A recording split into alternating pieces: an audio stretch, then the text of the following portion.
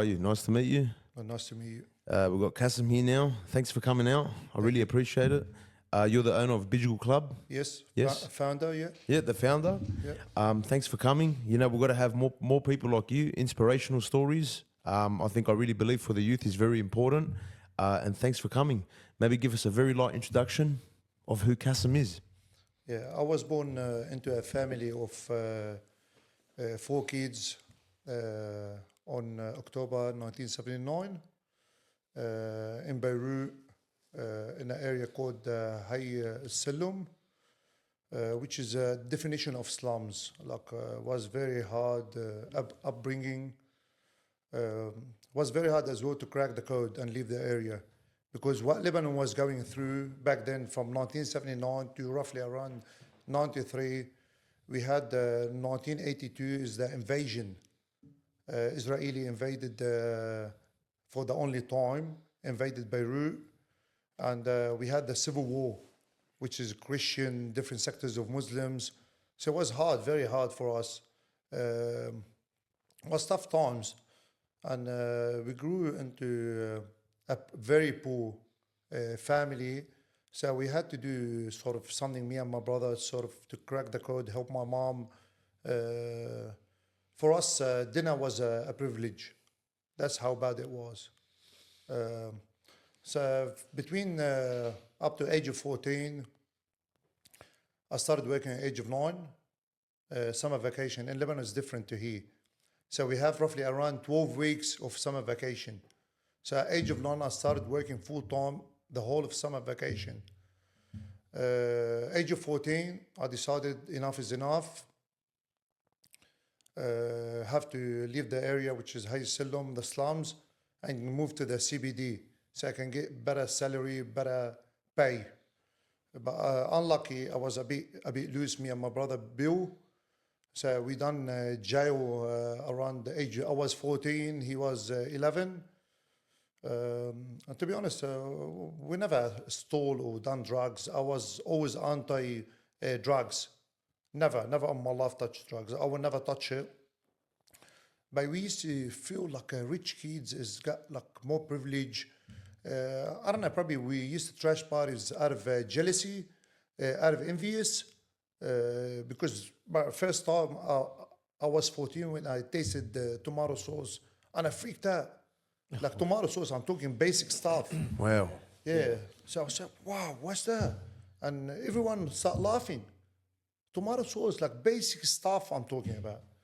So we trashed one of the party, we bashed all the kids, and we done a month, me and my brother Bill and 2 other friends. We used to have a crew of 4. So after I came out, I moved to CBD, start working for a hot dog place. It's called Dip and Crunch. I was doing close to 18 hours a day between study and work. All I wanted to do is just help my parents. I was giving all my salary, all my income to my mom, just to support my kids, my siblings. Yeah, and stuff started getting better. I finished my diploma, and then I met my wife, age of 21, 22. She's from Sydney. Her name's Sikna. And we clicked. Came, visited here, stayed here, and the rest is history. Well, yeah. You know that place because you're from Lebanon? Yeah, I know that place. That's a very rough place. Yeah, I got family members that live there still, and my brother actually lived there briefly when he moved to Lebanon. So it is pretty rough. I've been there myself. I went there when I was 14. I'm talking back in '97 now.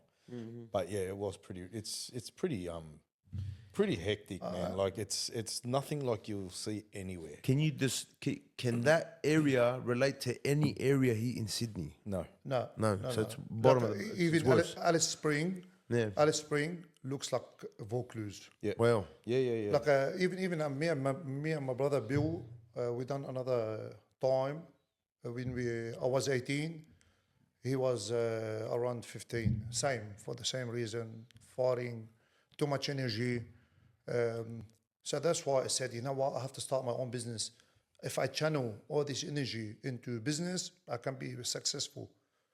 And alhamdulillah, like I've got around good times in Sydney, we have 150 men, bad times 30 men. Alhamdulillah. Wow. Yeah. I just want to know, you said something about jail. Is that just normal jail there for even if you're under 18? But normal jail. Wow, so they just throw you in with grown men? Throw you in. Oh, especially wow. especially when you're poor. You comes from high slum. They got no respect for you. It's like you and like Look at the bottom. bottom of the Yeah. That community. Look, that area in Lebanon, I know, like there's no council. Like at one stage, they were just, the rubbish wasn't even getting collected. Wow. They won't get Pretty collected. bad. No. It's not always been the case and still the case. Yeah, there you go. Yeah. Like we neglected. That's why every time I go visit Lebanon, I would do whatever I can for these guys. Because I know, look, if I can save one person out of this area, I'm blessed. If I can save one kid. So we do a lot of stuff in Lebanon as well, not only in Sydney. We do a lot of stuff. So what we do, we buy some laptops, refurb them, and send them to the kids in Lebanon. In that area. We try to help them as much as we can. May they do it tough, very tough. So now what's interesting is you've gone to the CBD, but just before that growing up, all that energy you guys had, is it because that area is really rough? So the way you have to survive is fight your way out? Is that how it is? Yeah, because they reckon statistics in that area, they reckon 60% of the males between age 15 and 35. So a lot of young males, a lot of tests in the area, mate. Wow. A lot of action. Yeah, it would be. Yeah, a lot of action. Especially if it's a and poor plus area as poverty, plus poverty on top, like you know how it is. Doesn't help. It's Yeah, it rough. doesn't help. Yeah, it's rough. Was there any gangs there at the time? Was it kind of groups or gangs or anything like that? Or just No, we used to be us against the rich kids. That's it. yeah, okay. Like we didn't mean it. Yeah. We didn't mean it by any shape or way. All I wanted to, why these guys lucky? We used to wear one shoes for 3-4 years, not 1 year. My mom used to same pants my dad used to wear. Used to alter it, and we used to wear it after my dad. That's how bad it was. Like one pants the whole year, no summer and winter. Wow, that's crazy. Wow. Yeah, no summer and winter, bro. Like if I send you some photos, We're 100%, Like, I'm going to put these up for sure. Yeah. you'll be, oh my God, Yeah. this guy, lucky he survived it. It's absolute poverty. Like you could not imagine it. If you live here your whole life in Australia, Oh, you freak out. you can't imagine what it looks like there. Wow. I remember being on having a phone conversation over video with my brother, and they're sitting in the middle of the road between buildings, right? In the middle of the road, they got chairs out in the middle of the road, having the argile, and just cars driving through, motorbikes riding around them, like in the middle of the road. It's just poverty. Wow. Kids it's running very around. neglected area, very Very, neglected. very. It's very like neglected. as ghetto as you can get, probably 10 times more ghetto than anywhere here. Wow. Puts Mount Druitt on show. Oh, no. Ma- You can't even Mount- compare it. Mount You're Druitt's gonna- public housing, bro. These people have to actually Survive. themselves. It's a The house, brutal the house where we lived had a tin roof. So it had block work. Summertime. No. Block work on the outside. Yeah. Tin roof. And to hold the tin roof, you have to put some weights on top. Not roof. Oh, wow. Not actual roof. Just a sheet. Just of carbon. That's it. That's it, bro. Yeah. Ah, man, it makes you want to appreciate Yes. where you are. We're grateful. Yeah, should be grateful. 100%. Should be For grateful. anyone out there that thinks that life's tough in these countries, I think we're going to again- put photos up for sure of this and go Yeah. see what your situation is after that, man. Cass, now you're in the CBD area. After that little jail stint with your brother, what was going through your mind in jail thinking, you know what, I have to improve? Was there something? Was it your parents? Was it like, okay, I'm going to have to grow up? Were you the eldest, by the way? Yeah, I'm the second oldest after my sister. Okay, so yeah. you're Yeah. pretty much one of Yeah. the oldest siblings. Yeah. What was going through your mind? You're like, okay, I'll have to concentrate this. Was there anything, parents, anything that like stopped you from like, okay, I've got to stop causing trouble? Oh, the first time, age of 14, I was so happy I went to jail. I was so proud. You know, I'm tough. You know what? You know how they say I'm sick, cunt? Yeah. Yeah. All right. First time. Second time, I realized, it's not for me. I'm not a cream. You know what I mean? I'm very smart. I can channel everything into one place, and I can change my family's life and the community. Exactly what I'm doing now. So yeah, after the second one, I cried so much. I don't like to admit it, but the second time, age of 18, like I was crying almost every day at night. I said, man, that's not me. How long were you in there for? Probably around, probably 6 to 8 weeks. But I tell you that, How is one day in that jail? oh, bro, listen. The size of this garage, Yeah. you fit over 25 men. I'm talking men and kids. They blend. It's Wow. like imagine a man of sexual harassment if you're not tough. So imagine it's not only tough because you're in jail. If you don't have a crew around you, like you and your mates, right, you're the prey. Yeah. You're gone. Far out, man. That's what I'm telling you. You're gone. Bro. How many people in one room? Sorry. But easy 20. So 20. So in an And a area, bathroom. Into something like this. in, What is in it? an 3 area by like 3. this, yeah, say 4x4, right? So you're actually lucky to get 1 square meter for yourself. Wow. And that's with all people that are ready to fight in there. Yeah. It's jail. So it's not like they're all going to be sitting down.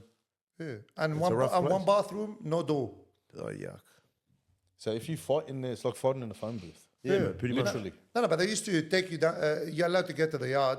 Yeah. So after you get up in the morning, you have your breakfast, and you can get down to the yard, do any sport you want, whatever, basketball, soccer. Yeah, but what stuff? Like what stuff? But lucky it was 4 of us. Yeah. But the second time I cried so much because my brother Bill was in different cell. Oh, so you were separated. Yeah. So it was me and my mate, and my brother Bill and his mate. But I cried so much because I couldn't protect my brother. Yeah. Like I'm his father figure. I couldn't protect him. So I said, you know what? I have to change. So next time, after we get out, that's it, done. I want to change my life. That was the turning point. Oh, bro. Age of 18, I had to. Because that's when I lost my job in the CBD. Because, you know, in Lebanon, if you have a criminal record, that's it, you're finished. That's it. You're, Then paint, you're finished. you're painted with that brush. You're done. Especially I'm from the slums, criminal record, that's it. I lost my job. So after I got out, I had no job. So I have to come back to my family's house. Because you know how I left them from 14 to 18? So I have to come back, live with my parents after 4 years. Wow. So I left the house for 4 years, then I had to come back. I was forced to come back. I started doing 2-3 jobs a day. Like I was doing, helping my dad. My dad is a builder. You know, does like small sheds. And I worked as a waiter, and I was doing some welding. So what stuff? So 3 jobs. Yeah, 3 jobs to make the same money I was making in CBD. Wow. Just to support your family. Yeah, just to support my family. And still studying. What did you study? I done mechanical engineering. Okay, nice. Yeah. And I done architecture. While having 3 jobs. Yeah. Now, when did life start changing for you, B? When was your thing now, after when you get out of jail, 18, you're like, you know what, I've got to focus on something, I need to get out of here. Was there a plan now? Because you had to go back to where the slums area is? Yeah, look, my life started changing in 2000. 2000, we had very good 3 years, me and my dad, business. I'm saying the business was booming. We were making money, but my dad, unfortunately, he's a gambler. And as sad, should not say it, but you know, for the other kids, mate, if you're blessed, you got a good dad, mate, like, How old was you in 2000? probably around 21. So 3 years 21, after the yeah, 18 yeah, when yeah. you went back, so 3 years after. Yeah, but that's we had crazy. Like we could have changed. My dad could have changed our life in Lebanon, but you know what? He was so deep in the into gambling.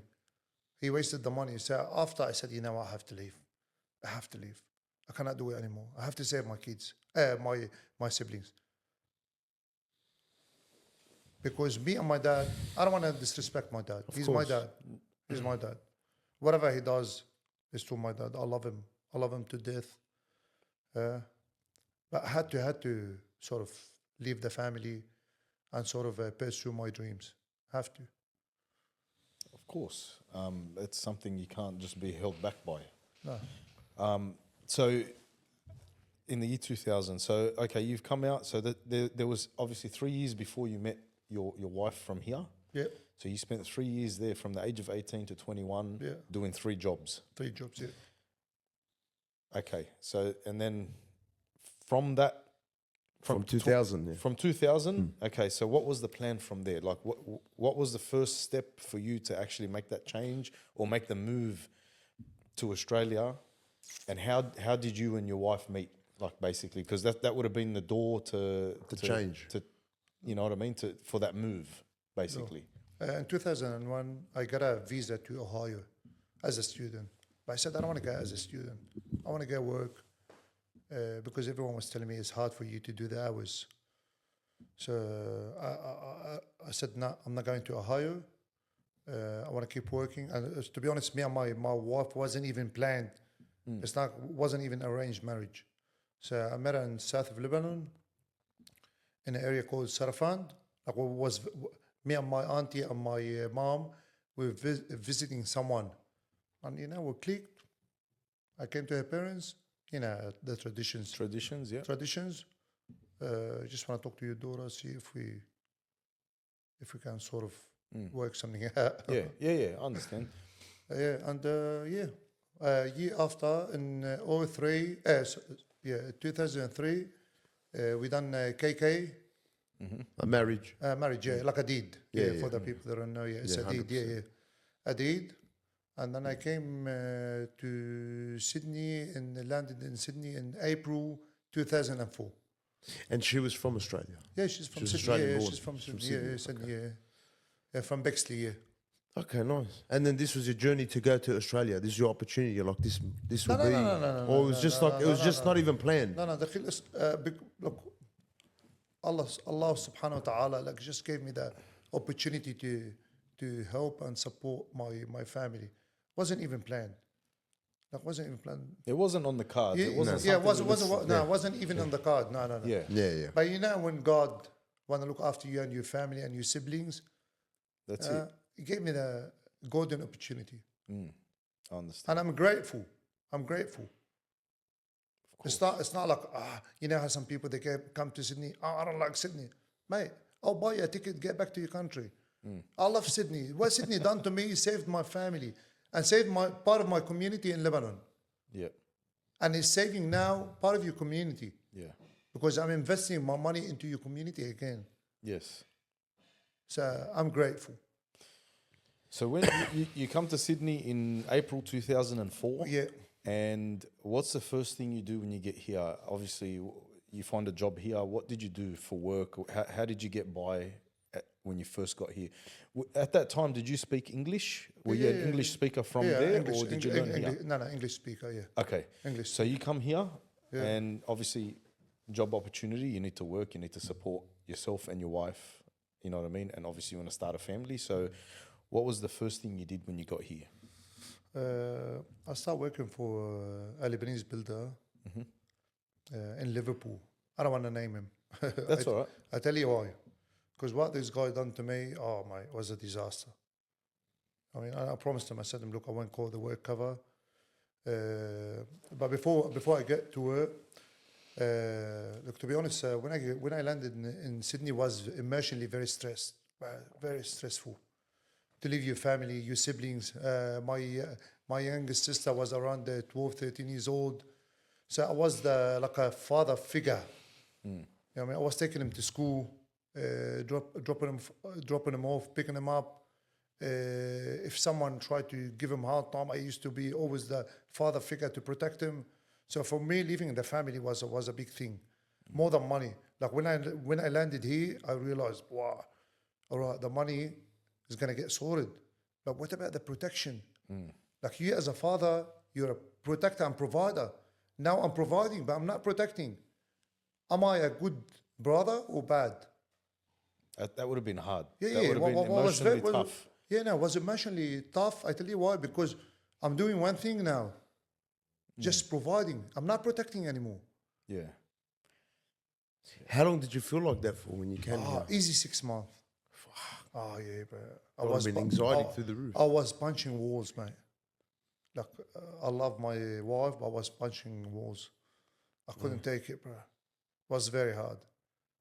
Did you have anyone to talk to at that time? Like, did you have mates or relatives here that you could actually talk to and you know, let out a bit of that kind of stress that you had thinking about the family overseas and stuff like that? I have no family here, except of course my wife and my kids now. But back then I had no family. And don't forget, my wife was new to the scene. I know she's my wife, but only 1 year into the relation, or 1.5. Yeah, Where my family, they're my backbone. that's right. All right. So it was very stressful not be able to talk to any friends. And especially here when you come, you know, new from Lebanon, you're an import.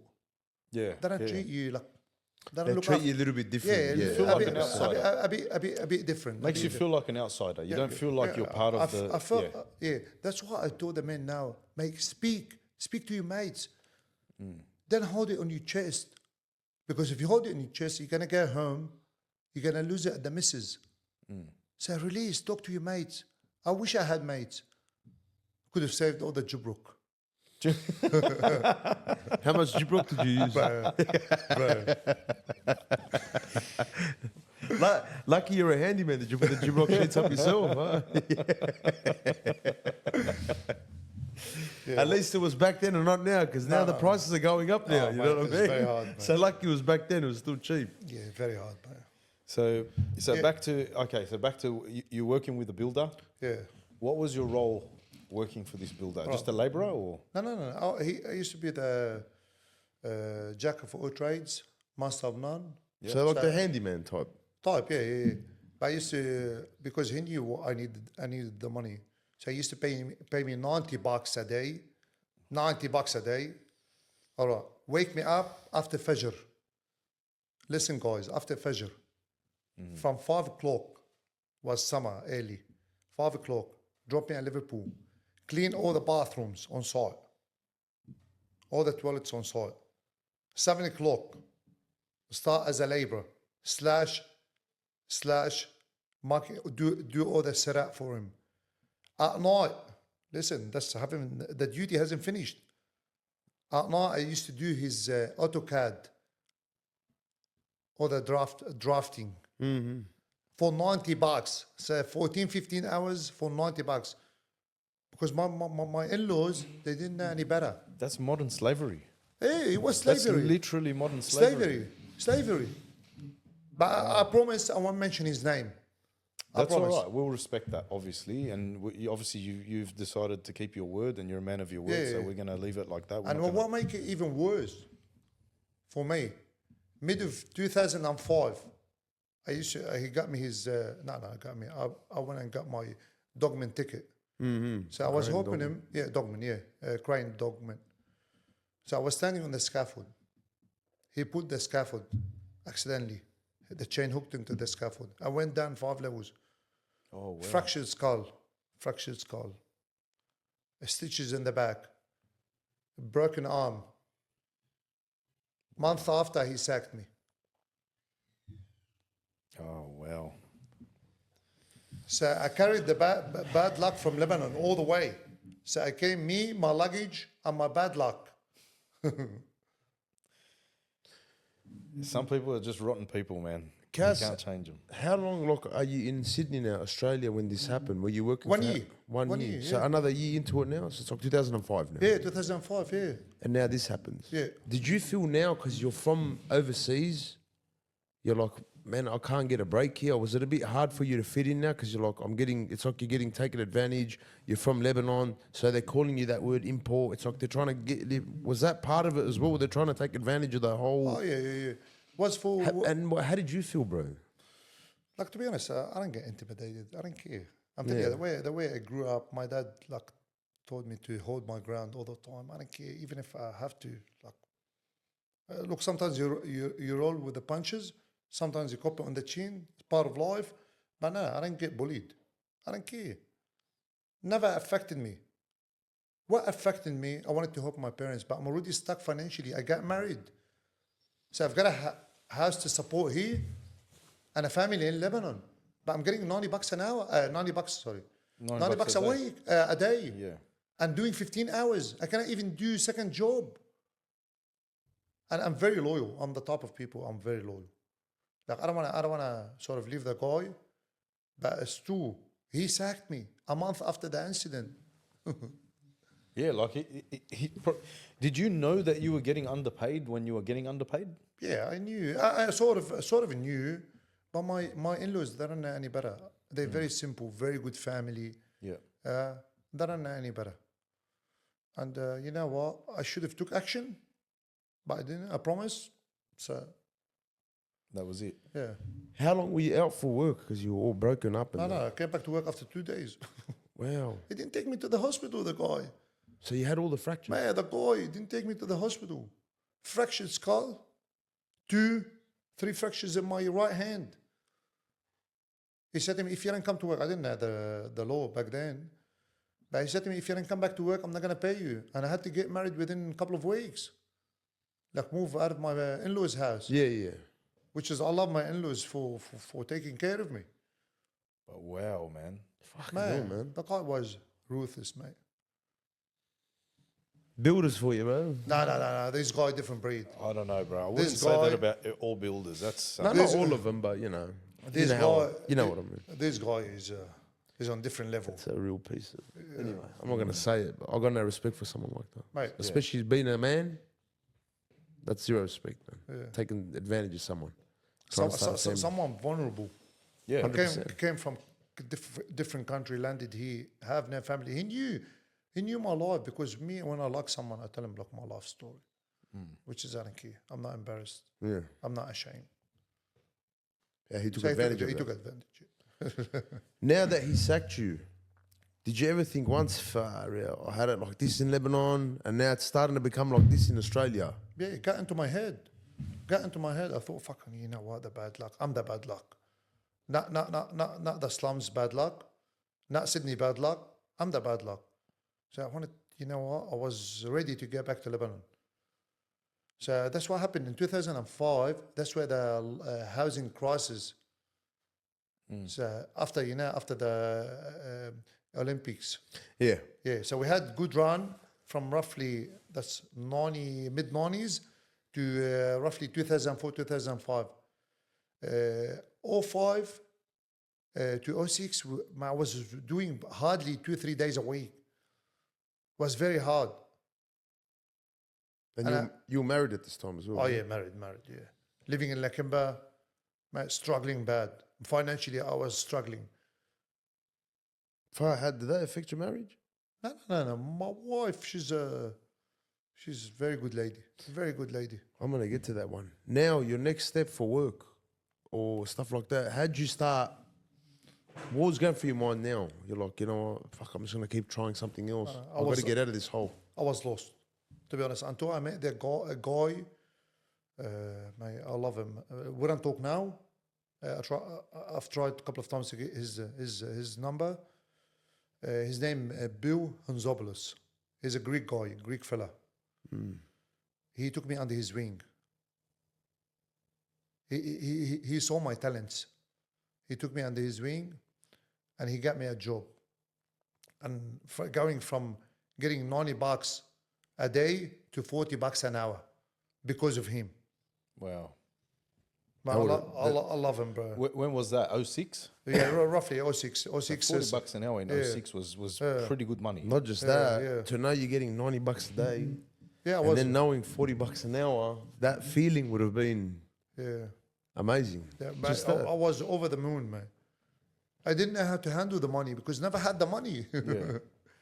So I was so happy. Like I was buying stuff I don't have to buy. I don't need to buy. But because I've got the money, I was sending money to my parents left, right, and center. Was it the building industry as well? Yeah, That building job? industry. Yeah, building industry. I've always been in the building industry. Always loved it. It's very creative. I like it. Yeah. Yeah. Okay. So you went from that to that. Now you're at 40 bucks an hour. Yeah, but that's not what changed my life. What changed my life through Bill. Thank you, Bill. and got tough again in Sydney. So a guy from Gordon called Evodia Constructions. Is the guy named Rod Marshall. Rod Marshall. Rod Marshall. I love him too. Shout out Rod Marshall. Shout out to Rod Marshall, man. So what he done, we start working for this guy. 1 week after he called me, he said to me, come to my office. I went to his office. And this guy used to call me sad nigger. He never called me. That's what you call the Arabs, yeah. Yeah, he never Say called, niggas, yeah. he never called me by my name. Might Never. beep that out. Might beep it out. Yeah. No. Should not. And to be honest, I used to see the love. When this guy called me to my office, he said to me, you know what, you're talented. I said, bro, what's talented mean? He said to me, you're good man. He said to me, I want to put you as a supervisor. So now your pay going to $60 an hour. I didn't ask for pay rise. That's Allah subhanahu wa ta'ala. I didn't ask for pay rise. And this guy, we worked for the guy for a year, and he was going into liquidation. So he called me to the office again. He said to me, Kass, set up your company. Get to your accountant, set up a company. You're going to take over when the clients come because I cannot do it anymore financially. You're going to take over. Wow. Yeah, so the guy used to be racist. Some people, they call it racist. It's not racist. Probably he called me son, nigger. But the way he looked after me like a son. Like he took me under his wing. It was just his way of probably joking. Yeah, I loved it. I loved it. Just That's open. just the way he speaks. Yeah, Open, that's the way he speaks. open. That's his language. I call it men talk. You know, when we talk, man, we push the boundaries. Yeah. So I don't, yeah. So I set up the company called the Datum Group, and that's the company I've had for the last 17 years. Same ABN. Wow. Same ABN. 17 years because of that guy, Rod Marshall and Bill Honzopoulos. And what is it that you do in the construction game? I do structural packages. I do formal concrete, steel fixing, precast walls, prefab walls. Yeah. So one person changed my life. Wow. That's an amazing. From $90 a day. $90 a day. Don't worry about from $90 a day. No, from no. the slums Bro, of Beirut. yeah. So like, let's start from there, from the slums, to going to jail as a kid, then going to CBD, then ruining that because 4 years you have a criminal record, goes back in jail with his brother, Yeah. has separation anxiety because he can't protect his brother, comes back out, you go back to the slums, work 3 jobs. I'm a good listener, yeah, Kaz? Just to get through. No, to get through. Yeah, it's true. 3 jobs to get through. And all due respect to your father, but like you said, you had to step up on the table because of your father's habit. Yeah. That too. Then you meet your wife, respect to your wife. Then you come here, you get absolutely like that's a dick job, that one there. Yeah, he gets pretty. Again, thinking that you got bad luck, it's you, nothing else. $90 a day. Then from $90, a man comes in your life. You're doing it tough Out with of your nowhere. family. Out of nowhere. Out of nowhere, $40 an hour. Then this other guy comes in, Rod Marshall, shout out, Shout out Rod Marshall. calls you sand nigger, puts you on 60. Then an opportunity comes into your lap, and now you have a business for 17 years doing packages. Yeah. Straight out, man. Yeah. That's respect. That's respect right there. That's resilience, but see, he could have easily gone down the path of depression and a spiral, and probably even started to get onto some substances. See how easy life can change, man. Depends on your decisions. Cass, what held you together this whole time before you had this success? All that time when you're struggling, how were you holding yourself, bro? Look, can I swear? Yeah. Go for it, bro. Fuck motivation. I'm a man of discipline. Motivation doesn't do shit, bro. Discipline. I've always been disciplined. Always had my dream, had milestone. You know what I mean? I said, you know what? I want to get somewhere in life and I want to save my family. I don't care. It's going to make it a bit harder. Doesn't matter. Obstacles, I don't care. I'm ready for it. I'm a warrior. I'm going to make it. Alhamdulillah, I made it. Discipline. Man, Discipline is that's pretty hectic, man. I honestly discipline- wasn't expecting that. Yeah. discipline is the key. Motivation is rubbish. You know, I keep telling my kids, like not only my kids, the youth, skinnies, motivation is rubbish. Discipline is the key. You can be the most talented guy, the smartest guy, the most intelligent, intellectual, articulate. If you're not disciplined, mean fucking rubbish. That's so Nothing. true. It's so true. That's dude. the key. Yeah, because you got to have discipline to stay motivated. Motivation's something that might boost you for a short amount of time. It's like a shot. It's like a shot. That's exactly what it is. It's like an energy shot. But if you're not disciplined enough to keep that motivation, then you're just going to spiral. You know, I see some. Not only that, sorry to interrupt. Go on, With all the hardship, I used to get up in the morning, on time, pray Fajr. That's the morning prayer for people that don't know. As a Muslim, that's your morning prayer. That's they pray Before 5 times sunrise, a day. before sunrise, That's your guys. before sunrise prayer. He'll get up every morning, and that's part of a disciplined structure as well. Him waking up to pray, that's part of his faith. And he's still going through hardship. You don't have to be comfortable in life to get up and pray. You have to pray, guys. Like Allah gave us so much. Gave us our eyes, ears, senses, family, kids, cars, luxury we have. The biggest blessing, waking up in the morning. That's the biggest blessing. Waking up in the morning, get check on your parents, families, pursue your dreams. How beautiful. That is. I agree with you. So discipline is the key, kids. 100%. You know, all this time that you're going through this sounds like hell, right? Even in Australia. You don't have to answer it, but like, how much credit do you give to your missus as being like a wife? Because she sounds like a very supportive person. You look like you're going up and down like that. So obviously this roller coaster ride, she's with you doing this. Ride or die? Yes. Mate, she's very supportive. Whatever I do in life, like sometimes in business, I take crazy decisions. And she's supportive. And sometimes she tries to clean the mess. You know what I mean? Like she's very supportive. She's always been like that. Day one. But day one. You know when you say, like, people around me knows like she's a very supportive. I'm supportive too. Of course. I'll do anything for my family, for my family, for my missus. But she's very supportive. Yeah, she didn't say, you're a loser. Like, you cannot even make living. Did that help you as well, going through the stuff? Of course, mate. Imagine your missus nagging the whole day. And you're going through that, Yeah. what you're going through. I'd open the garage, man, if I was in that situation. Get out. Yeah, I swear, like she was And how long have you been married now? 21 years. 21 years. 21 years happy. 21 years, yeah. Good on you, man. Yeah, I'm very happy. Spewing, bro. Technical difficulties. And now we're going to make another part with this. Oh, fuck, it is what it is, bro. At least I got this hat, bro. Nice.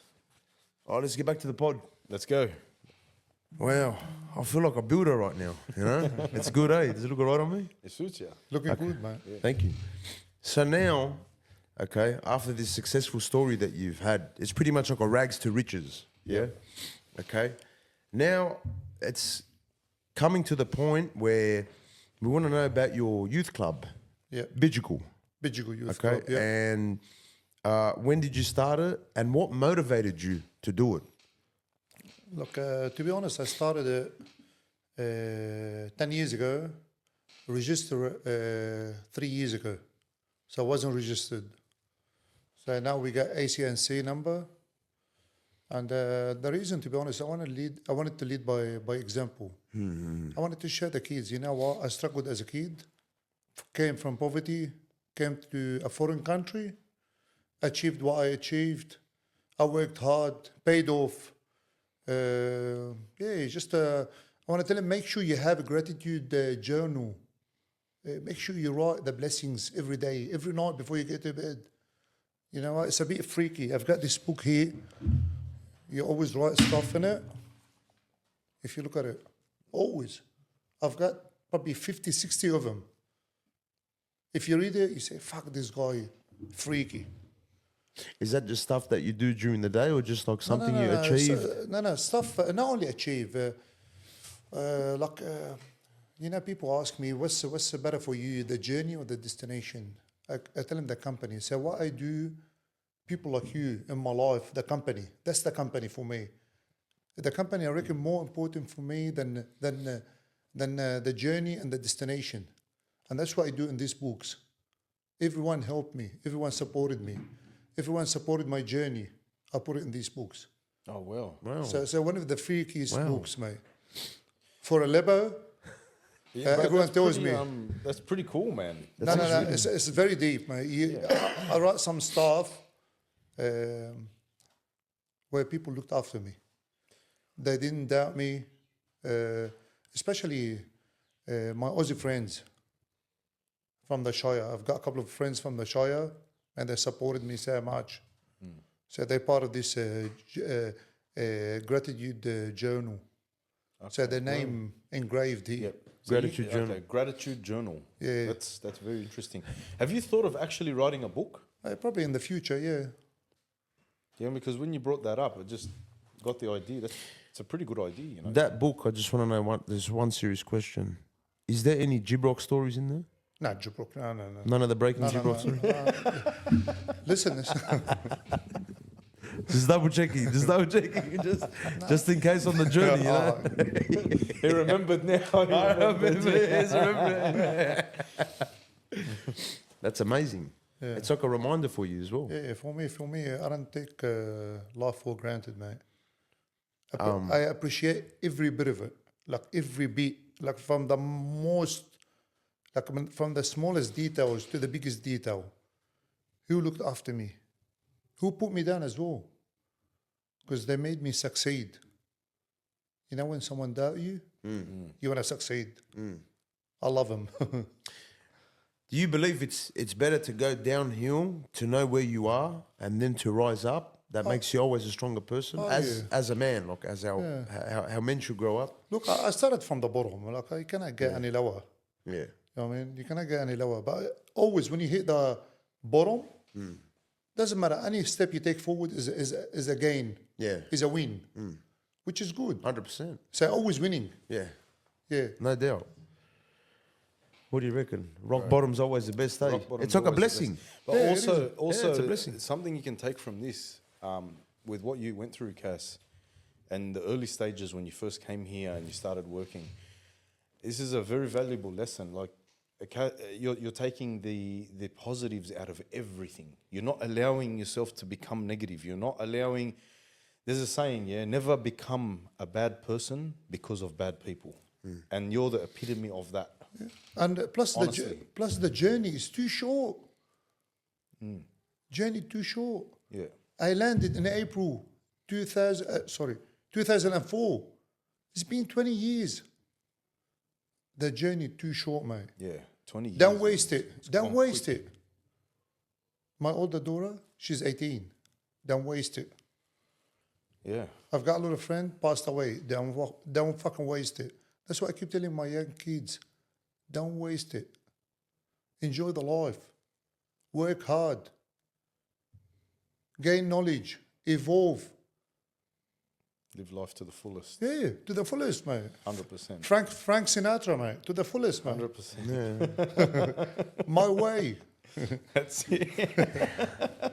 Is that the same that you send that message to the youth as well, yeah? Yeah. Look, to be honest, youth in this country breaks my heart. Actually, I've been following some stories on social media, which is sexual extortion, where people extort people on site because of nudes. Send me nude, they send him nudes, and they commit suicide, and a lot of them. And I see the government not doing anything about it. It is. I just want to tell the kids, like kids going through it, don't get down this way. Choose to fight. Choose to rise. Choose to live, not die. Don't die. Look, if you get any issues, someone like try to extort you, mate, DM me, DM anyone on Instagram. A lot of influencers, a lot of guys can help you out. I'm not an influencer, but I can help you out. Reach out to me, reach out to anyone, reach out to your dad, reach out to your mom. Then take your own life. You're the future of Australia, mate. Well Don't said. waste it. Well said. Absolutely well said. I 100%. can't even add to that. That's amazing. Yeah, that's Mate, nothing to question. like, there. it breaks my heart. Listen, we had NDIS grants. We had LGTB grants. I'm not against anyone. We have now violence against women grants, which is no one should touch his missus or his daughter or his girlfriend. I'm against it. But mate, give grants to the youth. Save them. They're the future of this country. They're the politicians. They're the doctors. Yep. They're the builders. They're the plumbers. They're everyone. That's 100%. But, It's yeah, a problem. It is a massive problem. It's a massive It is problem. a massive Look what problem. happened There's no to guidance. look what happened to Nader Hamdan. He was mentoring 3 schools. They stopped the grants. He lost his job. So now Nader Hamdan is a legend, Aussie legend, doesn't have a job. Yep. They took his job away from him. They took his bread and butter because they want to get support violence against women. And you know what's the best way to support violence against women? Is to raise awareness between men. Absolutely. Can you train women to beat me? No way. No. All right. But you can train me to save my missus 100%. by raise awareness. So use these guys. Use guys like Nader Hamdan. Use guys like this platform here. Use guys like Skinny Hussein to raise awareness. David Birchu, Cronulla Boxing. They're doing great work, but no one giving them grants. Give him some money. Support him. Absolutely. Maybe we can stop the violence. We can stop the suicidal. The rate of suicidal between teenagers. No one talks about it. No one talks Have you about heard anyone talk about it? No one. No one talks about it. Have you heard anyone talk about the men suicidal? No. No one talks about it. Like you said, we're not against raising awareness for DV. We're not against that. We actually support it. But Yeah, we support it, but definitely. 100%. But because you're funding this, you can also fund. Look, we're looking to the future. We're looking to our youth. You need to train these young men to not grow into a man that's going to commit DV either. So what's the best way to do it? You start them young. You speak to them from when they're youths. In order to do that, you need funding to actually get mentors out there to mentor these people. Just the way you said, Nader Hamdan now, they took his bread and butter, right? Mate, they took 3 schools of him There you go. because they stopped the grants. And Nader's doing a good job. But Mate, very good look, job. Nader was at one of my ex-high schools at Punchbowl Boys.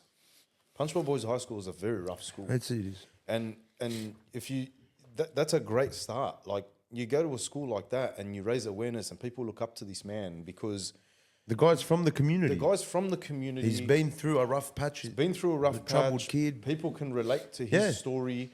He also represented this country Yeah. on a global scale. Yeah, and You know? plus people like Nader, he's not raising males. He's raising men. He's raising men, absolutely. So that's what we need in this country. Enough males. We have enough males. We need men. Absolutely, 100%. And when you're a man, you protect your missus, you protect your kids, you protect your daughter, you protect all the females. As we said before, As a true we, man, yeah. we love females in our life unconditionally. Your mom, your sister, your daughter, your missus, Yeah, and the neighbor as well. yeah. That depends. That's a good one. But it's true. Of course it is. If a you- real man has responsibility. Yeah. He said neighbor. Now, if you had a neighbor next door, female, and a guy breaks into the house, you're not going to go protect her. Oh, of course. You're going to step in. She's your neighbor. Yeah. One of the You know main what I things mean? of being a man, just naturally being protected. Just have that protective Of instinct, course. Yeah. especially with females. you as a man, if you see a woman getting hit, don't you feel bad inside already? You start having a bit of remorse. 100%. That's something in us. You know what I mean? That's built in us. My brother, look, you see a strong man, a physically strong man hitting a weaker man, you feel remorse. You stand up. You stand up. A weaker man, you look, don't pick on the weak. Imagine when it's a female Of on course. the receiving end. Should know what never I mean? ever do that, yeah. It's a completely different, like, I don't understand. Yeah, you're right. But you're I am 100% with you 100%. They need programs to start to teach these boys how to become men, you know, accountability, responsibility, how to control your emotions, Yep. how to behave, everything. It's a whole package. To be honest, I just want to send a message to the commissioner, Hannah Tonkin. She's the commissioner for the violence against women. Tell her, mate, the way to stop violence, you got to come to us. We raise awareness between men. You cannot get women to beat us. It's not competition. It's not a competition. You raise awareness in the social clubs, in mosque, churches, Absolutely. schools. Start from the youth. Boxing gyms, wrestling gyms, footy team. Some type of sport, Yeah, yeah. training. You need to educate the young men. Yeah. Yeah, you That's need basically what missing. you need to do. You need to educate them. Right now, it looks like the youth don't have guidance. They don't. No, they don't. If they don't have a father figure who is actually a proper man and knows how to raise men, and even a mother, even if it's a single mother that doesn't know how to raise men, which majority of the time it's not easy for a single It's mother not to easy do that, for her to play right? 'Cause two she roles. doesn't know how to play the It's a two roles struggle. sometimes, yeah? So they do the best they can, but it's not the same as men raising awareness amongst each other. Of course. And trying to teach the younger generation, this is how to be a man. It doesn't make you a man if you raise your hand against a woman. No, they're very hard, mate. Or even if you there's psychological abuse. There's so much different types of abuse that we can actually help the youth, you know, see that this is not the right path. This is wrong. Not just that, I think one thing that the young guys that are coming up now is no responsibility. No, it's my mistake. I fucked Now, up. Nothing I like call that. it no ownership. No, Yeah, just no ownership. running away from the problem. no accountability. Nah, Yeah. not at Right? all. So, yeah, it's not the end of the world if you stand up and say, you know what, I made a mistake, I'm human, I'm going to fix that. But that's the first step to fixing your errors, is to actually admit you made an error. 100%. If you don't think you did anything wrong, then you believe there's nothing to fix. You'll always stay a rotten person. 100%. That's what's going to happen. 100%. You know? Yeah. I agree. How important is religion to you? Because I'm going to bring this up with the youth thing as well. How important is religion to you? Oh, religion. Oh, mate. I keep talking to kids. I tell them, look, I ask them, where do you like to travel? What country? They will tell me Malta, whatever, Lebanon, Senegal, whatever. I said to them, you jump on a plane, I don't know how many thousand feet high, and you don't know the pilot, but you trust him. But you stress about this life, knowing God is controlling it. So you trust a pilot, you never seen him before, he's flying in the air. And you worry about fucking bills. I want to pay for the university fees. I want to buy mate. God, from day one, already split the rizq. Everyone, like, you can work hard, but you got some sort of luck and rizq in it. You gotta believe God controlling this planet. Then try to say, oh, fuck, I'm not lucky. You are lucky. As I said before, I worked hard. God looked after me. It's not only my hard work. It's your belief as well. Of course. No. Belief in God, man. I'll just simplify that. I'll put it in terms that people can understand as well. You're building. You're actually building something. And you want a specific section of this building to be a specific way. Who makes that happen? God. The first thing you do is you speak to the engineer. So if you want something to happen in your life, the engineer of your life is who? It's That's a higher who knows power. what's best. The engineer, Listen. he knows what's best for All your right. life. All right. Let me get back to money and reach. All right. The way I look at it, when God give you wealth, give it in a sort of a road map sort of way. I tell you, let me explain it. Give it, let's say he's going to give you 100%. He give it in a financial, in a family, in a community, in like in different shapes. Well, that's what I'm trying to say. Yeah. It's not only about money. In health, in fitness. Some people more fit. Some people more rich. Some people smarter. Well, you wonder why people smarter. But if you add them up, they add to 100%. That's right. Yeah. So God give you wealth in shapes. Guess to 10 different like forms. Yeah. Not only money. People thinks if God gave me money, God loves me. If it doesn't give me money, it doesn't love me. But He gave you health. He gave you good family. He gave you good kids. That's wealthy just on its own. Yeah. Listen, He gave you the opportunity, which is the biggest blessing. Waking up in the morning and pursue all your dreams. Because without waking up in the morning, man, you're gone. No dreams you can achieve. You can achieve no fucking dreams. Key number one, step number one. Now waking up in the morning, you're gone. There's nothing else. That's it. Money, hey, if you don't wake up in the morning, what does money mean to you? No, zero. Zero. So people, like I find it's wealth. It's not about money only. No. Wealth isn't limited to money. Yeah, but It's you, not. you know the But new in today's generation, in society. today's society, when someone says wealth, automatically people think dollar signs. That's not true. You could be the wealthiest person money-wise in the world and be the most rotten human being on earth, and no one's going to respect you. Yeah, but that's what adds to 100%. That's what we're saying. No, he's got a point. So it's like this wealth, yeah? Let's see what real wealth is. If I give you guys $1 billion, would you chop your hand off and give me a hand? Or so I give you $1 billion, take both your hands off. No. Some people, they do it. Yeah, but they're sick in the head. Yeah, some people, they do it. But generally, if I say, give me your eyesight, I'll give you $1 billion. All right, let me ask you You know another. what I mean, bro? Let me ask you another question. What's got more value? Let me ask you another question. Let me give you $1 billion, and now waking up in the morning. Yeah. Fuck. It's a hard one. That's what I'm saying. Here's another one. Exactly. Here's another one. You got no hands. It costs you $1 billion to put hands back on so you can pick up one of your kids. Yeah, there you go. You'll pay double that. Yeah, You wouldn't Pretty even much. think twice. straight away.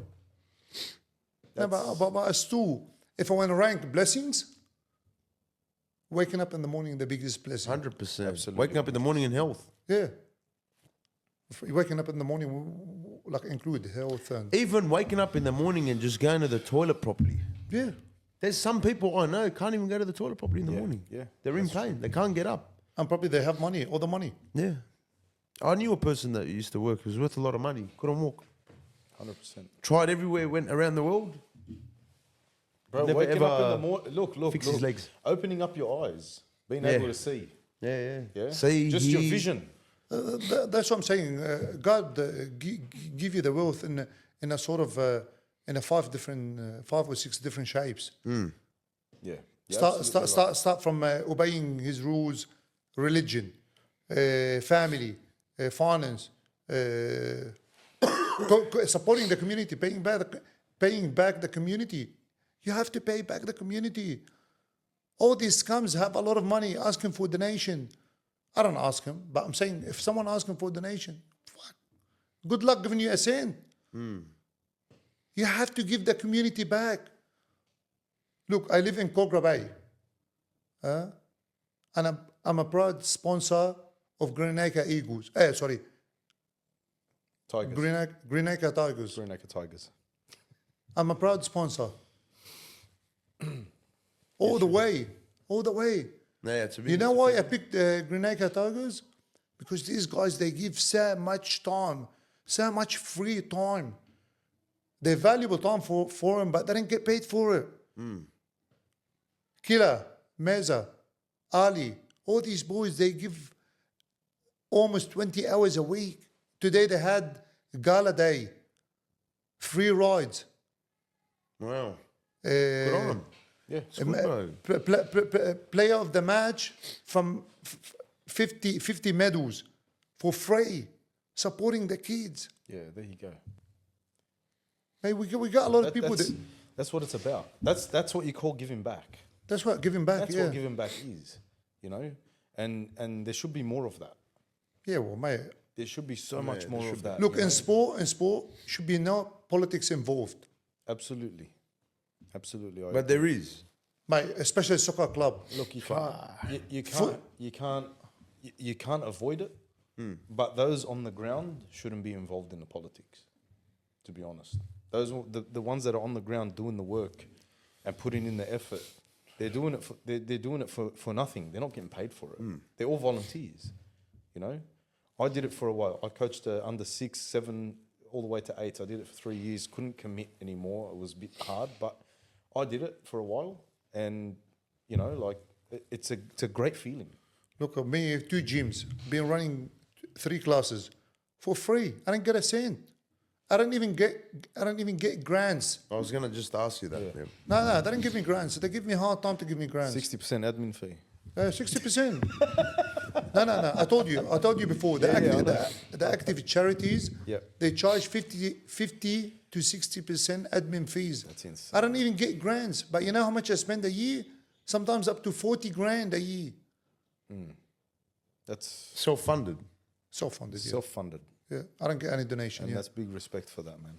Yeah. It's Honestly, very hard to do, man. it is. It's Straight hard out, to that's do. hard. It is. It's not easy. It's not easy. It's Just not an easy thing to just do. not trying to sound selfish. Just anyone. Think about it. To just give your money away. You got a to family. try helping you people work that hard, yeah. you might think you're not going to get a return back. It's not Business wise, let's just think like that way. I'm No, just no, saying, no, no, It's but very listen- hard but- to. but What listen about to the me. return? As a person gives, I need them more than they need me. As we said before, coffin doesn't have pockets. I prefer to spend it in this dunya, in this life, and get good deeds for the life after. That's your currency. That's in my the afterlife. currency, yeah. You taught us that. Yeah, You did. that's my currency, mate. That's more important than anything. 100%. So that basically sums up what religion means to you. Yeah, it's It's the giving most important. It's Yeah. pretty much everything. everything. Yeah, It- yeah. it's- I'm very disciplined. So I'm everything very you've- disciplined believer, and I'm a proud Muslim. That's what I mean. Yeah. Everything you've got, everything you went through, everything you've got today, everything, the whole journey is all, you actually credit it to God. I never asked God for one favor because I knew God just waiting for the right time. There you go. And you know what? He passed me more than what I deserve. More than what I deserve. I don't care what everyone said. Everyone given more than what they deserve. Every one of us. It's what you do with it that counts. Yeah. You know, a lot of people, they ask you a question, oh, what's in it for me? Mate, shut the hell up, mate. Shut the hell up. I've got mine, bros.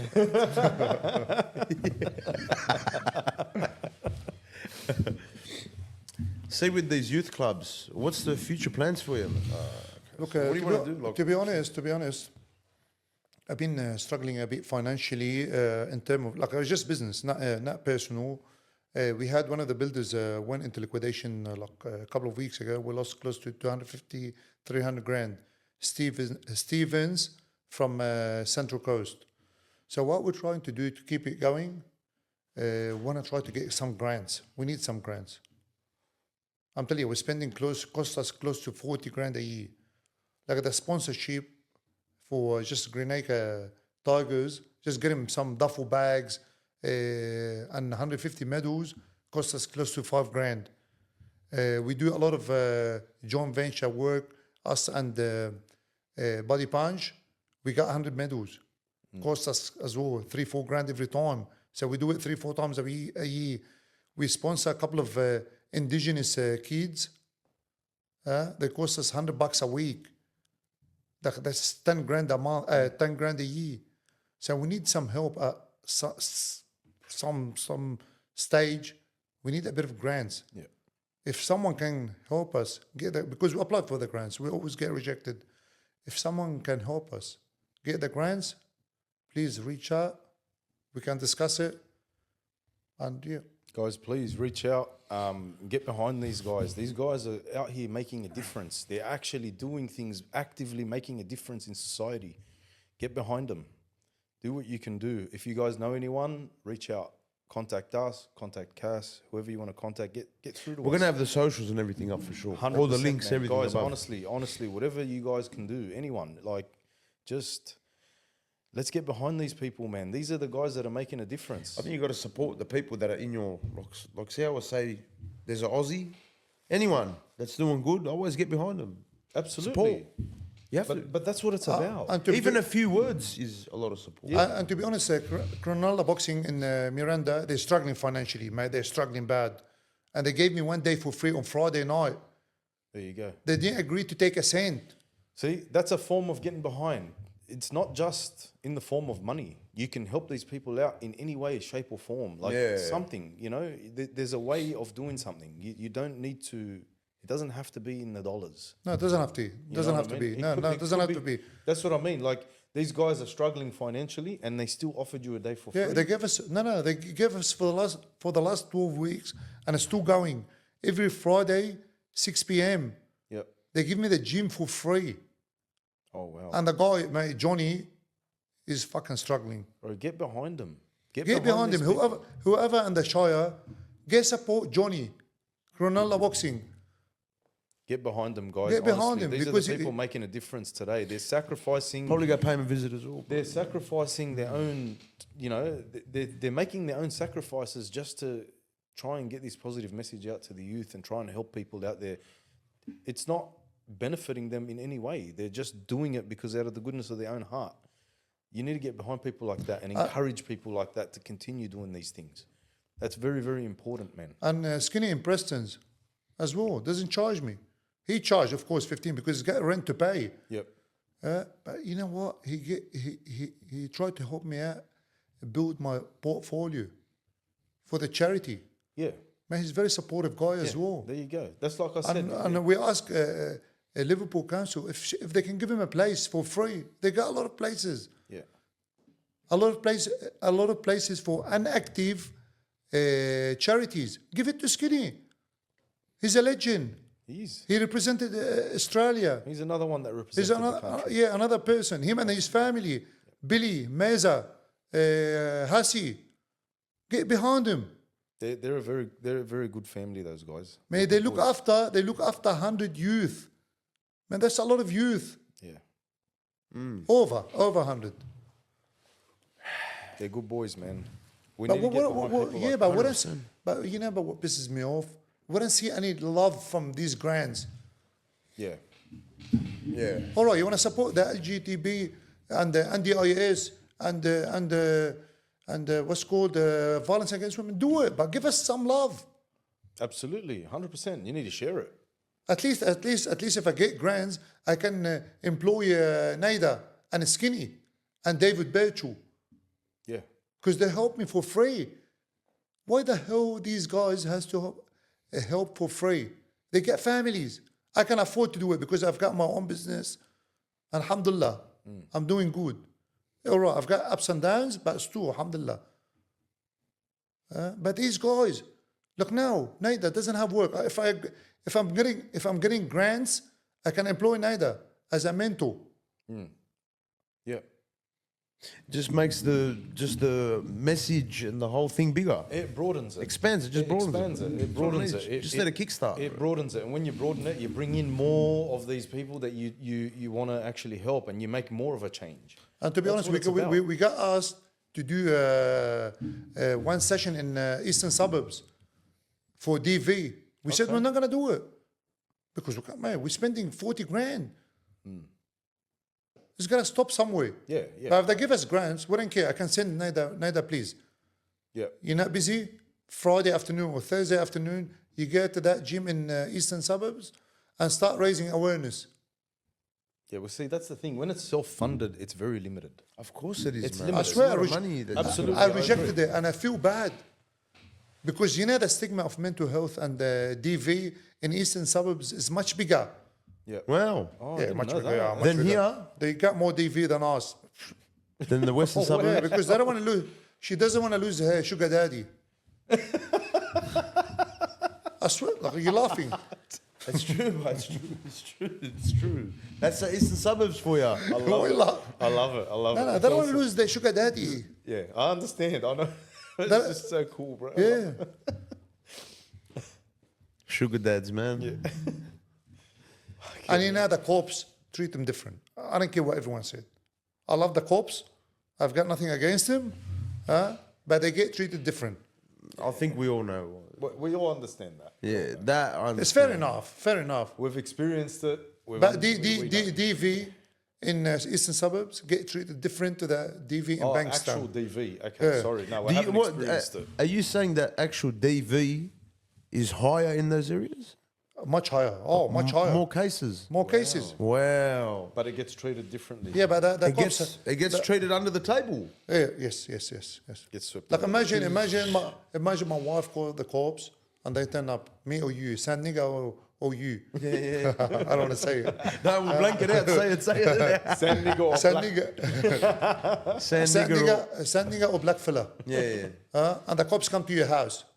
You're fucked. Yeah.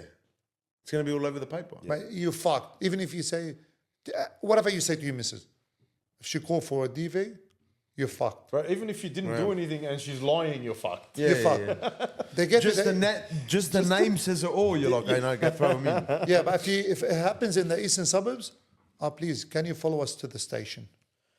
Oh, wow. Wow. Wow, you don't even have to get in the car with Oh, them. You know, no. that's a good debating point. Yeah. That's an amazing debating point. Because there's a stigma around Western, like people, like the Sydney, Western guys, that we're the ones that are always attacking women and that. But this is an eye opener. I'm looking into this. I'm telling you. Yeah, there's another aspect to it as well. So, yeah. Yeah. People in the West are generally known to be a bit more defiant when it comes to law enforcement. So that's the other argument from the other side, yeah, where the people in the eastern suburbs or on that side of Sydney are a little bit more fall into line. Compliant. That's it. No, I'm compliant. That's another. I'm compliant. I know. I never in I my know what you're life saying. argued with a cop. Absolutely, I agree. I love the cops. I don't care what everyone said. Never had any issues, and I don't want to have any issues.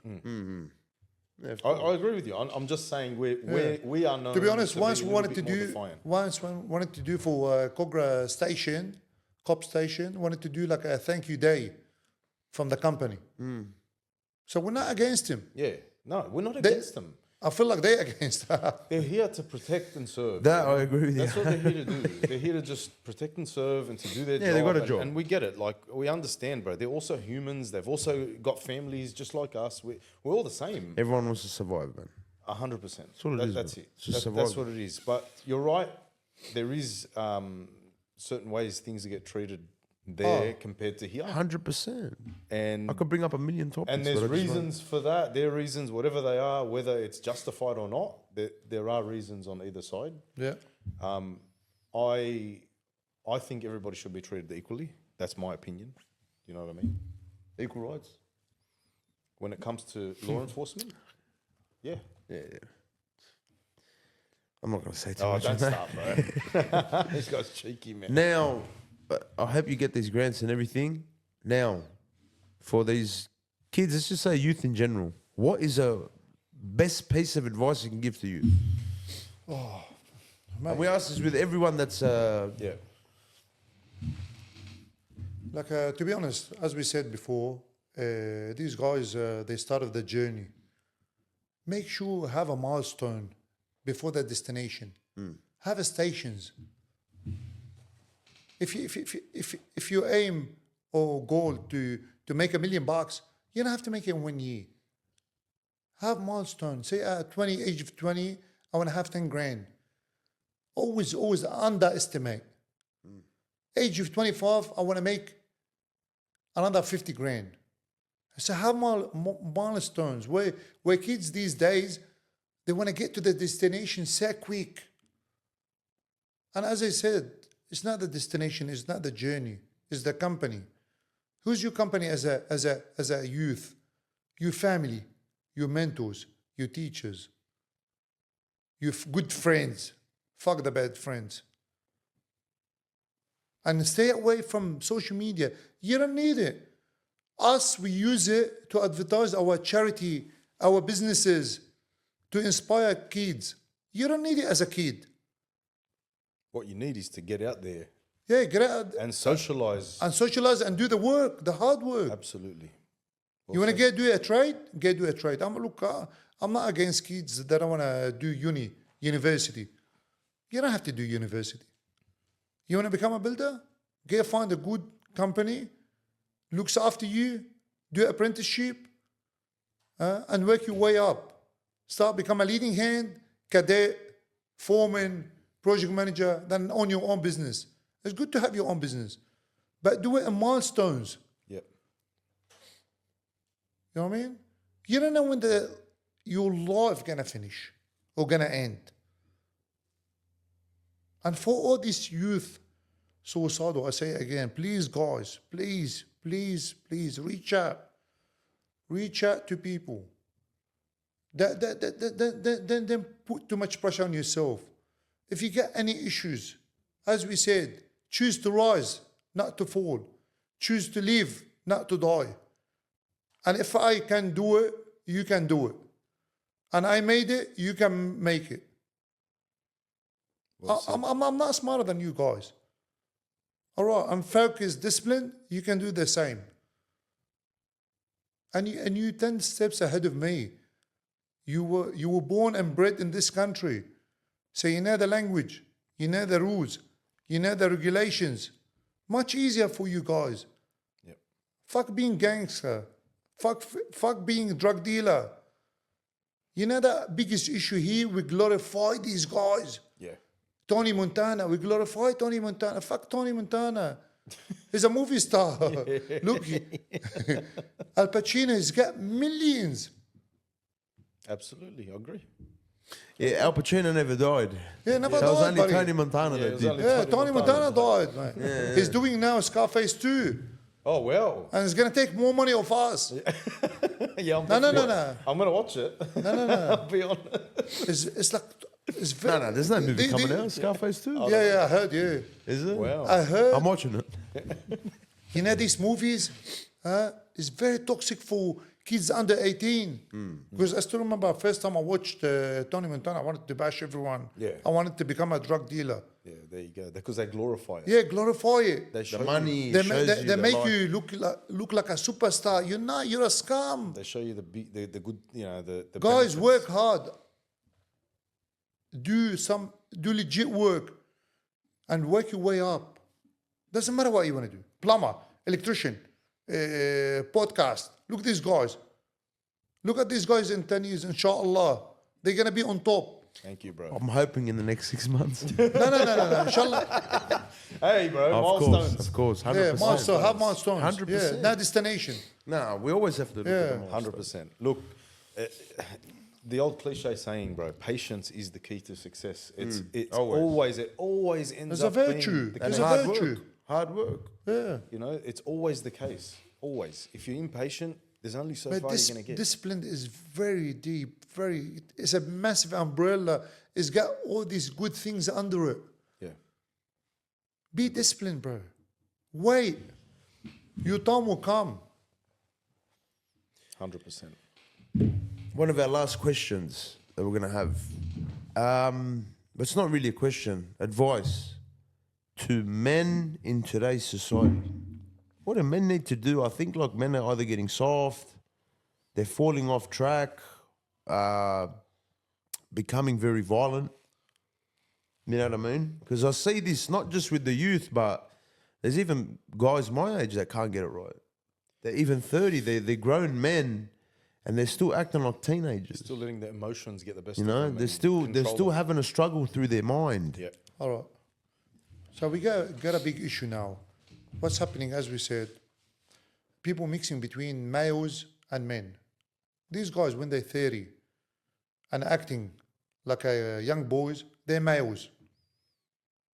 They're not men.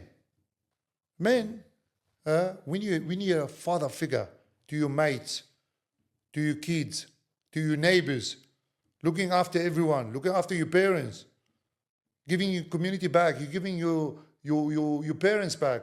How many guys you know that don't give their parents back? How many? There's a lot. Sad. There's a lot. That's why they're males. It's a big difference, mate. People gotta start identify.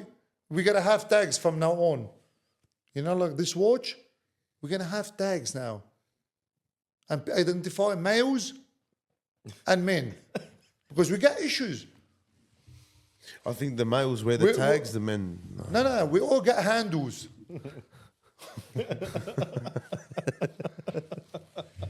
But the actions, buddy. Yeah, the actions. yeah. We all look physically, we all look same. But actions, nah, we don't look the same. We don't act the same. Do you look after your parents? Yes. Because I know you're a man. Do you look after your kids? Yes. Will you defend your country? Yes. So that's the criteria of being a man. A male just physically looks like us. They get to the gym, they wear the mini shorts, and they don't work hard. Which is, I love gym. I used to be a bodybuilder. Yeah, it's good. There's nothing wrong with having that. But then give. Look, to be successful, you're not gonna be. Look, to be successful for yourself as a person, you have to be selfish. To be a good man, you have to be selfless. Yes, I agree. Selfless man is a fucking dangerous man. Because there's no limits to what they can achieve. Yeah, because doesn't worry about himself only. I worry about you because you're my friends. I worry about my parents because they're my parents. I worry about my siblings because they're my blood. I worry about my kids because they're my blood. I worry about my friends because they're my friends. I'm loyalty. Wow, that was pretty good. We're going to be wrapping it up on that one. That was amazing. Perfect way to wrap it up, actually. We usually have a saying. SG, I'll let you handle this one, brother. Man on top. Man on top. That's the one. A man on top. Men are on top. Then I say, see, you don't say, do you say male on top? No. Man We on say top. Men, Men real on men. top. Men, 100% real men on on top. 100%. Men on top. All right? And when we mean men on top, we mean the responsible, strong, protective, accountability, The caring. Bro, exactly what Cass described the man. That's a man on top right there, guys. That's what we're talking about. That's the type of example. Self-funding to Man, help the youth. man on top, man. Cass, thank you so much. Lovely Thanks for having you, that. bro. Thank you, guys. Guys, we're out. Bye-bye, bye-bye. See you Bye. guys.